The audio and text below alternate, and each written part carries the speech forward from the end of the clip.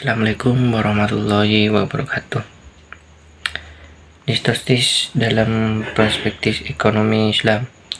Distorsi adalah gangguan yang terjadi pada mekanisme pasar, baik dari sisi pemerintah maupun penawaran.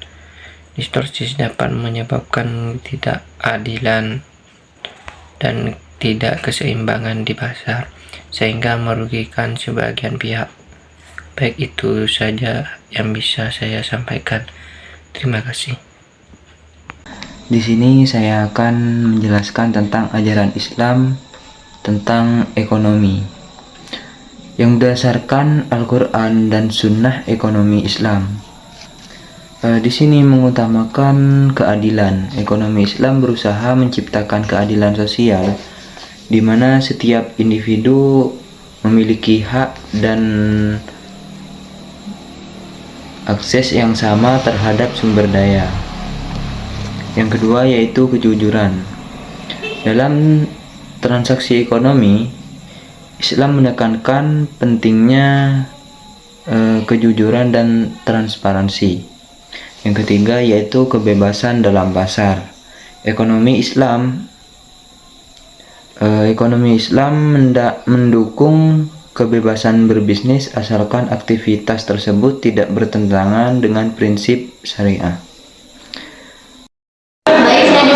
Menjelaskan tentang prinsip-prinsip pasar dalam Islam.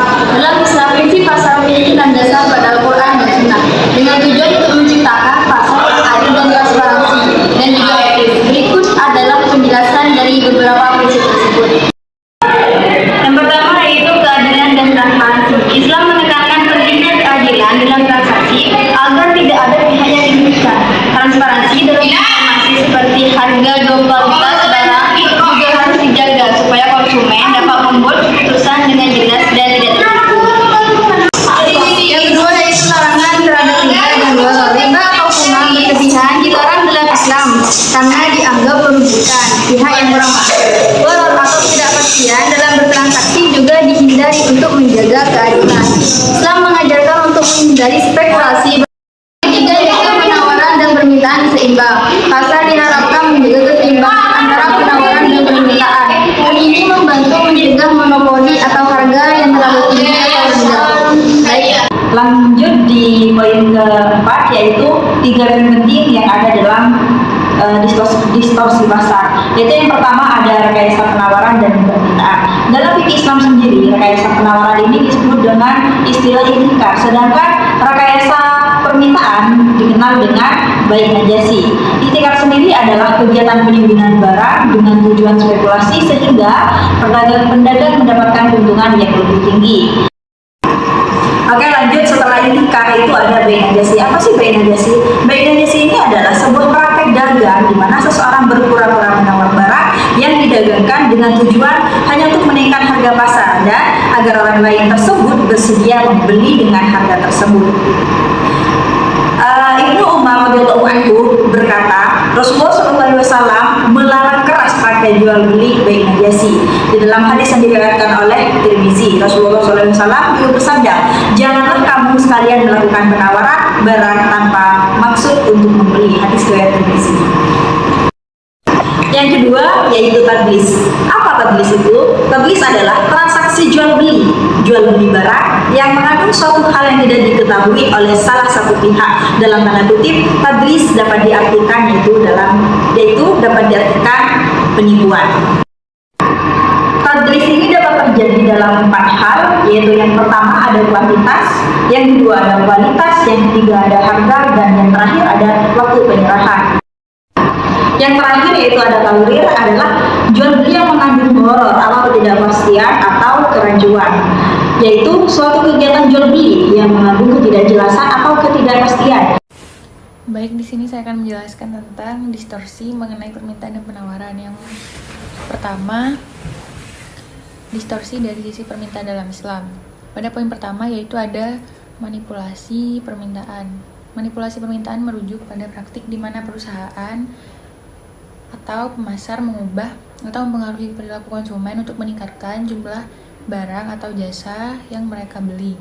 Hal ini dapat dilakukan melalui berbagai teknik dan strategi pemasaran, baik yang etis maupun yang tidak etis. Dan yang kedua, ada efek pada kesejahteraan konsumen. Efek pada kesejahteraan konsumen terkait dengan manipulasi permintaan dapat beragam dan mempengaruhi individu maupun masyarakat secara keseluruhan. Dan perilaku perusahaan. Dan poin yang kedua adalah penetapan harga yang tidak jujur. Penetapan harga yang tidak jujur merujuk pada praktik di mana harga barang atau jasa ditentukan dengan cara yang menipu atau tidak transparan, sehingga merugikan konsumen dan menciptakan ketidakadilan. Contohnya adalah harga yang ditegakkan secara sepihak, serta iklan menyesatkan atau kualitas yang tidak sesuai. Dan poin yang terakhir adalah prinsip pasar dalam Islam. Islam memiliki prinsip-prinsip yang jelas mengenai bagaimana pasar seharusnya beroperasi, terutama dalam hal keadilan dan transparansi.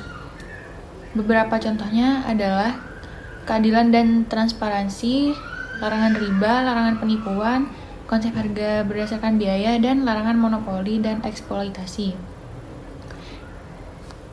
Kesimpulannya, penetapan harga yang tidak jujur bertentangan dengan prinsip-prinsip pasar dalam Islam yang menekankan keadilan, transparansi, dan tanggung jawab sosial.